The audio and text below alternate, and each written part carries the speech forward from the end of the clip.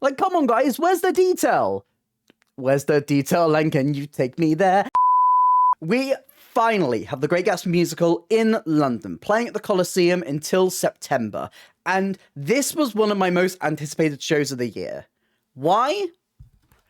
I love The Great Gatsby. I studied this book for A-level, and that's where I fell in love with it. I think it is just this beautifully crafted story, this brilliant time capsule of that era, the character dynamics, the story of Gatsby.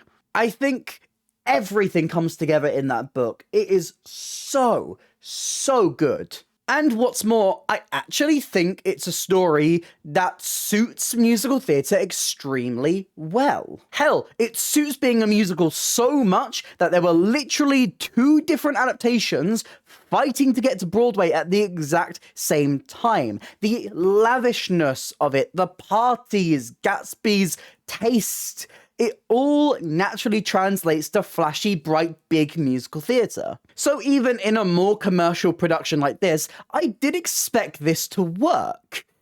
Sadly, however, I came out of Gatsby very disappointed. So why? Why wasn't I sold by the Great Gatsby Musical, despite being a massive fan of the source material? Let's find out. But if you haven't seen my face before, hi, I'm Ellie. I talk about theatre. I am the most chaotic theatre person on the internet. I do reviews, I do discussions, I do game shows and versus brackets, and if any of that sounds interesting to you, please consider hitting like and subscribe. It really helps me, it helps out the channel. But let's dive into the Great Gatsby Musical. Now, with the way that I structure my reviews, I always speak about the book, then the music, then set, direction, and cast. Which means that when we're looking at my opinions on Great Gatsby, we're gonna start leaning a little bit more to the negative side. So I'm just gonna give a little overview. Visually, this is the Great Gatsby. The costumes, the set, the spectacle, it looks like Gatsby. The cast capture Gatsby, but it doesn't feel like the Great Gatsby. At least not to me.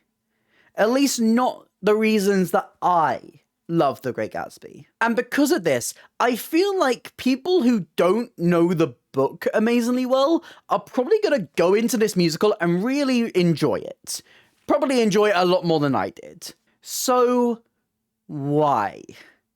I feel a lot of this is sadly down to the adaptation for me. Now, if you know anything about me, you know that I am the first in line to tell you that when you're adapting a story from a different medium, things need to change. I always point to the Beetlejuice musical for this, because I think that's such a perfect example of changing things because of going to a different medium. The creators of the Beetlejuice musical wanted a slightly different audience than the film. They wanted different main characters. They wanted a very different idea of what Beetlejuice could be. And so they switch around the main characters. They switch around the audience surrogate and who you're following. They give certain characters longer stage time in the show. A great example is Beetlejuice is in the Beetlejuice musical a hell of a lot more than he is in the original film.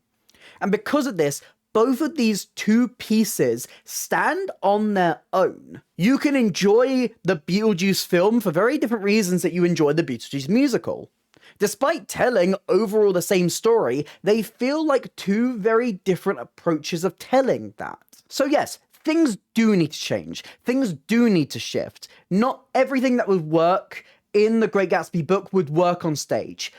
But I do think, on the whole, this is sadly quite a weak adaptation because of the things that the Great Gatsby musical leaves out. There is so much in that book that's just lost, and because of that, I feel like a lot of the character journeys in this story don't translate very well. Honestly, and I know it sounds a bit harsh, but this feels like this has been adapted by someone who is just telling the Great Gatsby from memory. It feels a little bit paint by numbers at points. And it's because of so much of that detail that is just missing. Like, come on guys, where's the detail?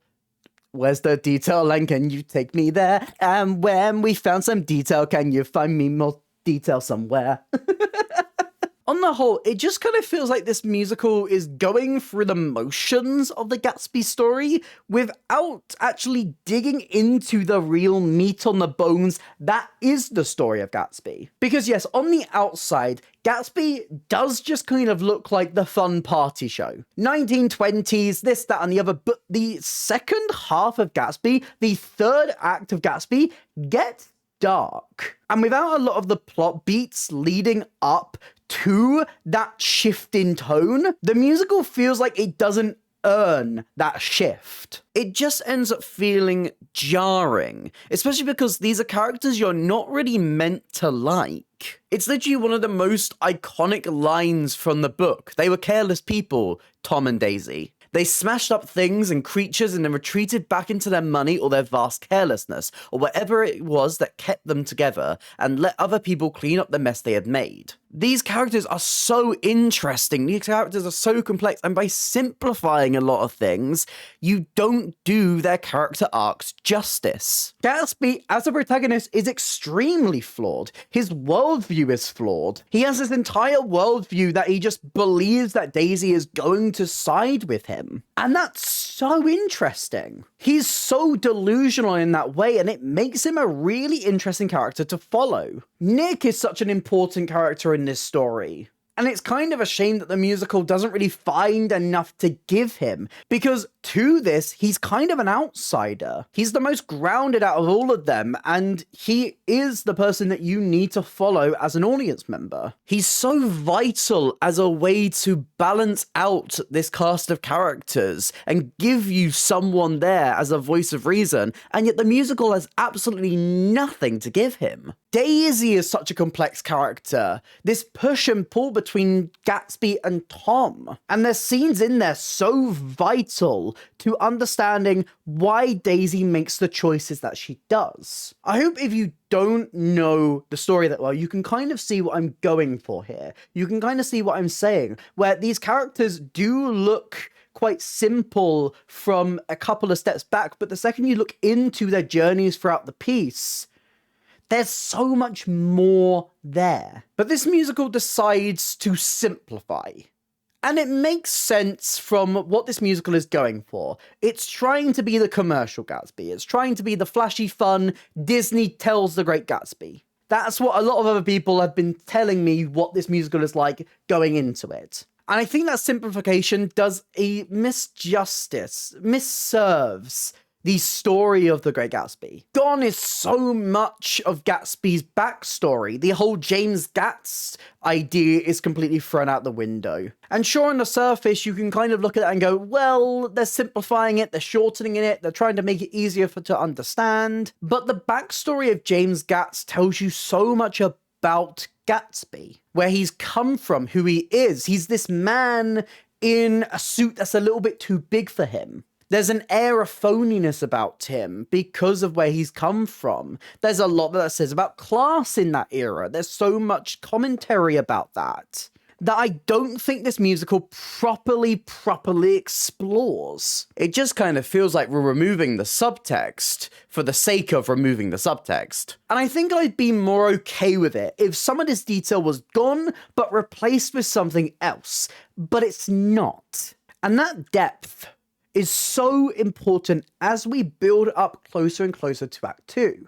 As we build closer and closer to Daisy and Gatsby's affair, as we build closer and closer to the turning point when Tom finds out. We build up to so much drama that this musical doesn't feel like it really sets the tone for. And I think one of the biggest problems through this adaptation is when we get to the plaza scene. We've lost so much of the detail through the previous scenes. So it's vitally important that the plaza scene gets it right. That scene in the plaza is the most important scene in Gatsby. In any version of Gatsby, that is the one you have to get right. Because if you don't get that right, nothing else towards the end of the musical makes any sense. The plaza scene is this really tense moment where we see the clash between Tom and Gatsby for Daisy. And it's all centered on Daisy.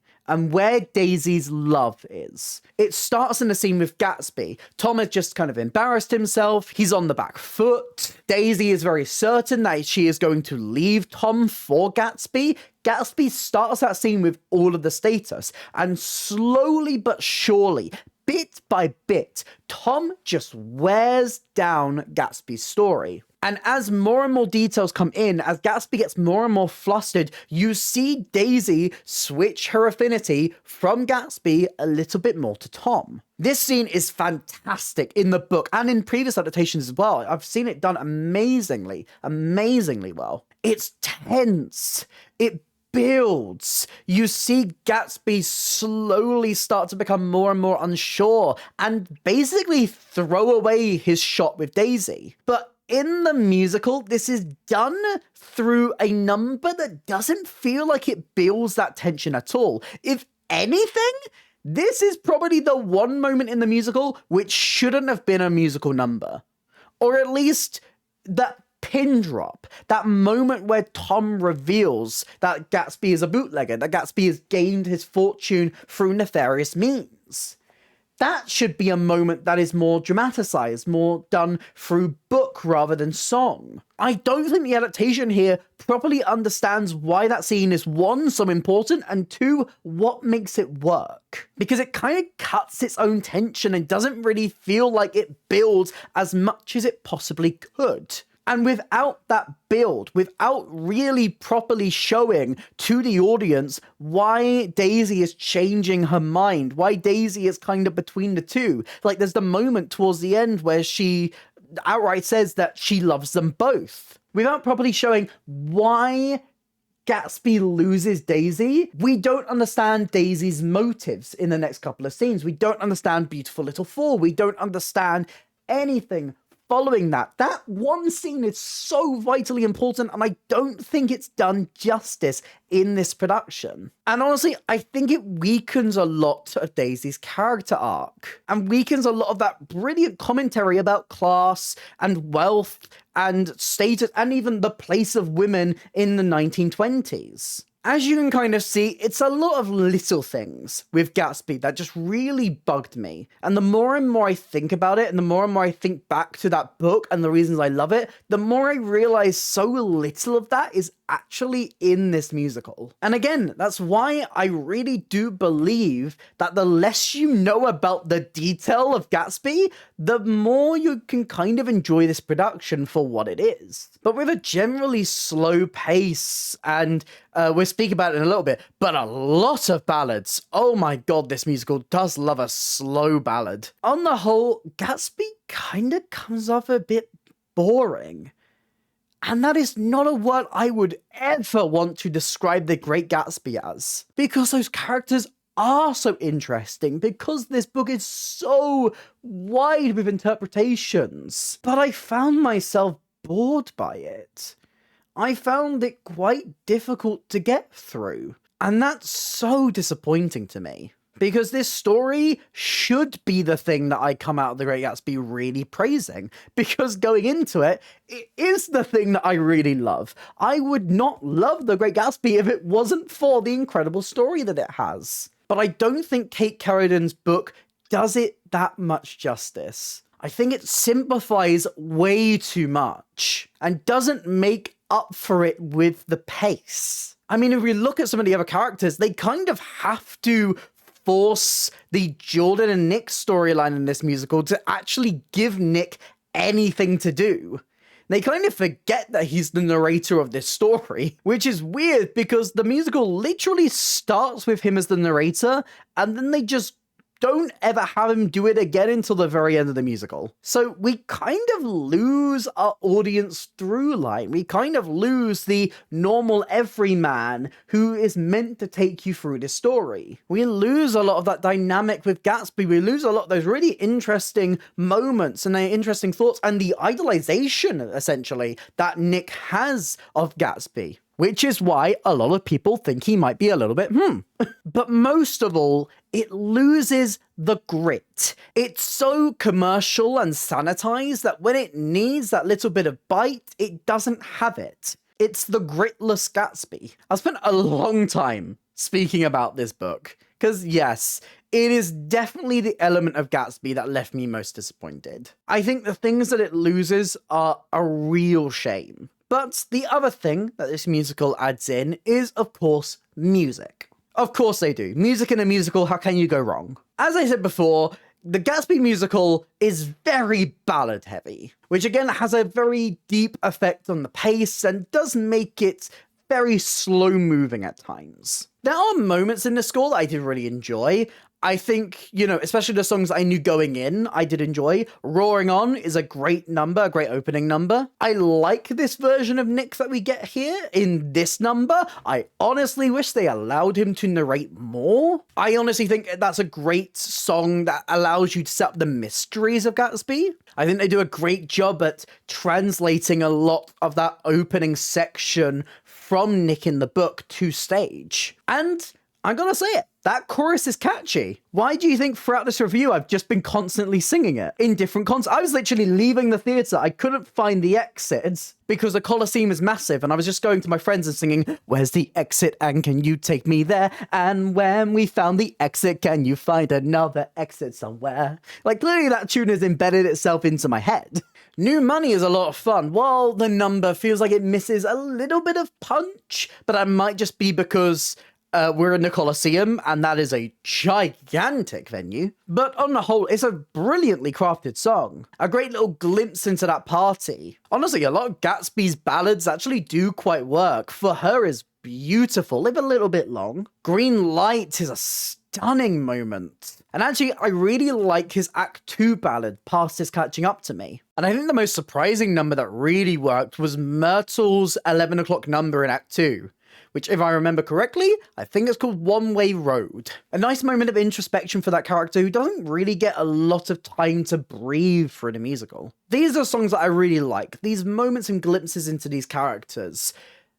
There's also a lot of material in this show that doesn't quite live up to that. And yes, a lot of them are also ballads. I feel like this musical doesn't do itself justice by slowing down the pace so much. And I think it's quite predictable in its musicalization. Something that my friend Mickey said, which I'm going to parrot here, is that it feels like a lot of the time they do a happy song when they're happy and a sad song when they're sad. It's very predictable in that way and very simple in that way. And I don't think a lot of these songs really dig deeper into these characters beyond the general feeling, which is frustrating when, yes, these characters are really, really detailed in the book. And there's so many ways that you could have taken this interpretation. But when speaking about some of the weaker songs in the musical, I really struggled with Valley of Ashes.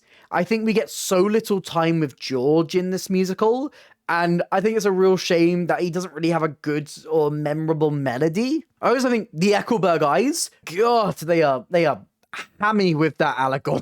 Shady, which is a number for Wolfsheim, feels like it barely gives you any more detail on Wolfsheim. And then there's La-Di-Da-Di-Da, which, like, staging-wise and choreography-wise, amazing.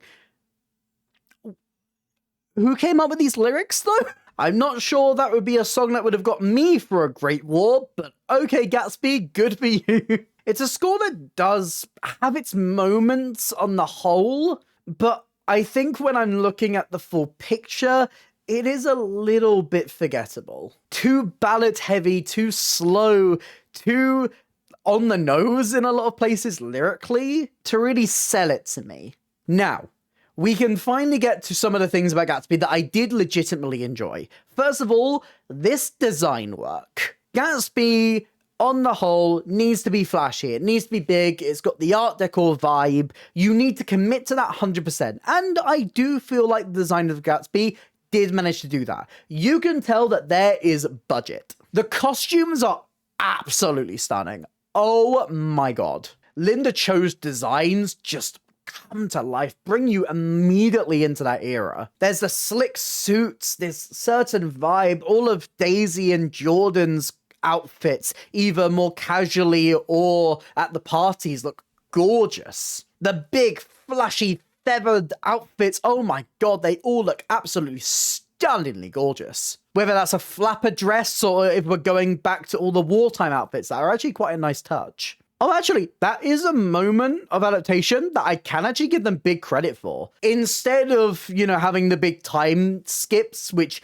wouldn't really make loads and loads of sense, they instead have the moment where they go to the speakeasy happen at one of Gatsby's parties, where they have this big old party where it's essentially Gatsby being petty towards Tom and rubbing it in the fact that he didn't serve in the army during World War One. Very funny, very in character for Gatsby. A smart piece of adaptation. I'll give you credit for that. But anyway, costumes. Yeah, I love the army suits. It feels like they capture the best of that era in these costumes. And honestly, the set looks great as well. I was a little bit worried to start with because the set is basically one giant screen at the back. And I think if you've watched a lot of theatre, you know how hit and miss screens can be, but they actually do a great job at marrying the proper set pieces along with the screens that they use. Whether these be panels at the sides that move across the stage, the windows on them including these different screens that take you into different backdrops, the fluidity of these backdrops through the different scenes as well. I think one of the best examples is actually Nick's cottage, where the front part of it is a physical set piece, but then it's blended into the screen at the back to give it a larger feel. It does really allow them to do a lot more, to play a lot more, and make this space really come alive. And of course, we have to praise the real cars on stage. Multiple of them. There's so many cars. Back to the Future, eat your heart out. You can do one car, how about 3? It's a surprisingly cohesive set for something that is built out of a screen and different set pieces. They do a really clever job at blending these two together to play with space and to bring you throughout the city, whether that be Gatsby Mansion or somewhere like the Valley of Ashes. The design work is incredible and must be commended. I'm not as sold on a lot of the direction and staging throughout this piece. There's a lot of strange staging decisions, like characters kind of showing up in the background of different songs, standing there for like 2 seconds and then walking off. Kind of feeling a little bit purposeless in places. But what does manage to shine is the choreography. Oh, it does look great. There's all of the moments that you know and love because they managed to do a great social media campaign and get them trending on TikTok. But New Money is a great dance number. Even though I don't love La Di Da, there's a great tap section that is included in that song. Actually, going beyond New Money and talking about some more of the staging, there's some fantastic moments and moments where actors come onto stage from places where you don't quite expect them to come onto stage from. And I will say, the one moment from the Broadway version that people were kind of laughing at on TikTok, if you know the moment I'm talking about towards the end of the show, which I'm being vague about because spoilers, that moment is staged a lot better over here. I was really glad because I was very scared it was going to be very awkward, but actually no, they do manage to make it a very effective moment, especially thanks to Jane Moscato's acting. But speaking of acting, let's talk about this cast. First of all, Jane Moscato as Gatsby he just is Gatsby. For everything I can say about the book itself struggling to show you and make you understand Gatsby's point of view, I feel like Moscato makes up for a lot of that. This push and pull, this delusional nature around Daisy, this man who's kind of falling down this rabbit hole and doesn't realize the danger that he's putting himself in. You can understand his love for Daisy. You can understand that passion, that drive. You can see how this obsession kind of takes over him. He's effortlessly charming on stage and just kills all of these ballads. I think the reason I like a lot of the Gatsby ballads is just because of Jane Moscato performing them. For her, My Green Light, Past is Catching Up to Me. Oh my god, Moscato's vocals are on fire. And then there's Frances Miller McCann as Daisy. I think the two of them play off each other extremely well. That first reuniting moment between them, you can't take your eyes off them. They have such perfect chemistry. Frances is great as Daisy, really selling this kind of push and pull between her old lover and a new lover, or technically the old lover and the old lover, who is now back and new. She's a very complex character. And there's a lot of exploration in there that she has to do around the place of a woman, around status, around her marriage as well. And you see a lot of that in the back of her mind, even in scenes where she's trying to ignore it or push it to the side, or not quite saying everything. I think Frances does a great job at portraying those certain moments. Again, even if the book itself struggles to do a lot of that justice, I feel like Frances does a lot that can make up for a lot of those elements that are missing. I was really pleasantly surprised with Corbin Bleu as Nick. First of all, vocally, incredible. Has some really, really great choices in Roaring On. Vocally, mwah. I just honestly wish they gave Nick more to do. I don't think this adaptation really understands what they want Nick to be, and I do feel like that makes us struggle a little bit more with Nick's character, and it's sad to say that because none of that is to the fault of Corbin Bleu's performance. He plays Nick exactly how I want it to be played. A very down-to-earth, seemingly normal guy. Just come on, allow him to be fruity. What is up with Corbin Bleu characters and not being allowed to be fruity? Come on! They did it to us here and they're doing it to us now. John Robbins plays Tom. He is a brutish man, as this book really loves to remind you. God, it's not very subtle, is it? And I think Robbins does manage to sell this very egotistical, very self-centered character. He needs to be able to stand his own against Gatsby, who himself is a very charismatic person. And I think Robin acts as a good counter to him. Amber Davies as Jordan. The thing that this musical version does, because it kind of builds up this relationship between Jordan and Nick a lot more than the book did, is that they kind of have to have Jordan go from being very adverse to marriage to being for marriage and then back to being averse to marriage, which is a very difficult character journey, especially when you don't have loads and loads of time on stage. And I'm not quite sure if Amber's performance quite sells that. But on the other hand, I think when it comes to the performance of the choreography, when it comes to like new money, when it comes to her vocals, she absolutely kills it. And talking about killing it, we have Rachel Tucker as Myrtle. Oh, I love you, Rachel Tucker. Oh, Rachel Tucker, you can do no wrong. Oh, I love Rachel Tucker. I think Myrtle is a character in the musical, well, I'm not sure what they're quite going for with identity.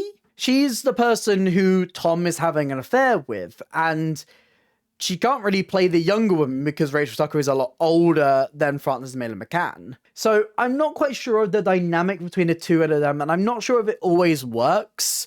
But where it does really click is that final 11 o'clock number, that realization moment. I think the character journey through that song is really well explored by Tucker, who I think makes up for a lot of the shortcomings of the role through the actual text. Joel Montague plays George. George Wilson is a character who he's meant to be very tragic. He's manipulated by everyone who is around him, and I don't think the musical gives him enough stage time or really a song memorable enough to really sell him as a character. And I was a little bit unsure of some of the characterization that we got from Montague here. I don't think it quite managed to make it as three-dimensional as it possibly could be, especially for a character who is kind of pushed around, who has a lot of different layers through the actual text and through the actual idea of that character. A man so devoted to his wife, but his wife's not devoted to him. A character who's constantly having the wool pulled over his eyes, and is driven towards the end of the musical to quite drastic measures. I'm not sure we quite had a realistic enough build towards that. And finally, there's John Owen Jones, who plays Walsheim. Walsheim's a very minor character in the book. He's kind of just there, and honestly, that's kind of how he feels in the musical as well. They tried to expand him a bit more, which makes sense when you have, like, stage legend like John Owen Jones. But still, I don't know if he's really got enough depth to really sell that. With that said, John Owen Jones does a good job at portraying him. He always has this air of mystery about him and this kind of standoffishness. That does feel true to who Walsheim is. On the whole, a very strong cast where a lot of shortcomings maybe just come from a couple of personal choices and a couple of moments where I don't think the translation from the book served them amazingly well to characterize these people. Oh, I really really wanted to like Gatsby a lot more than I did. This is one of my favorite books of all time, but it feels like this version has kind of sanded a lot of that down to a point where it doesn't really feel like it's the type of Gatsby that I would really enjoy. A lot of the things that I look to in Gatsby and really, really love, like that story, like the characters, feel a lot weaker through this adaptation. And while it does find success in the flashiness, in the costume and the set, and does have moments within the music of the show where it does manage to shine, I don't think it's enough to really, really sell it. As I said before, the less you know about Gatsby, I feel like the more you are going to enjoy this. If you can kind of look at it for what it is, like a fairly simple, mainly just here to be big and flashy and bright version of the Tale of Gatsby, you're probably going to enjoy it. But for me, it's missing a bit of bite. It's missing a bit of grit. So great, not quite. But it's time to pass it to you. I'm really intrigued for you guys' opinion on this. I've been speaking to a lot of different people over the past couple of days about Gatsby. People who had similar opinions to me, and also people who actually really enjoyed it. So, did you love The Great Gatsby? Were you a little bit more critical of it, like me? Let me know all your thoughts on this show in the comments down below. If you did enjoy this video, please consider hitting like and subscribe. It really helps me, it helps the channel. Here's some links to some other videos on screen right now and a link to my Instagram. You'd like to join me a follow over there. I also have other social links and a merch store in the description down below. But that's it for me today, and I hope to see you next time. Bye.